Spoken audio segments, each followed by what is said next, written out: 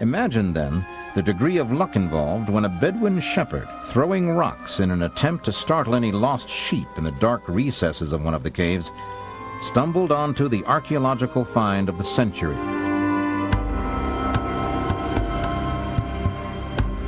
A cache of ancient documents that would change forever the course of biblical scholarship and our understanding of the ancient prophets.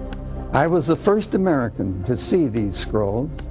It happened in 1948 when the scrolls were brought to me in Jerusalem for evaluation and later for photographing. I immediately recognized they were from the 1st and 2nd centuries BC. The oldest one is the now famous Isaiah A scroll. Historically, these scrolls are priceless. It was indeed the greatest biblical manuscript discovery of all time. Scholars now had authentic texts at least 1,000 years older than any previously known. Would they confirm or contradict the Old Testament of the modern Bible?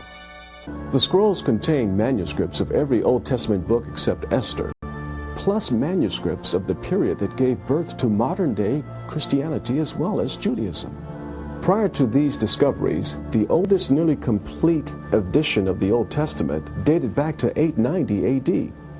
But the Dead Sea Scrolls go back to as far as 200 BC.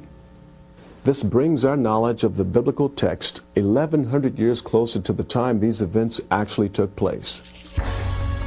Scholars and theologians now had further evidence that the modern Old Testament was not only known but revered at the time of Christ. Even more astonishing, the scrolls also proved that in spite of thousands of years and hundreds of translations, the text had remained essentially unchanged. Physically, the scrolls bring us 1,000 years closer to the actual events. But informationally, they bring us even closer than that. The Bible you purchase today may have been printed in 1987, but the text found therein was written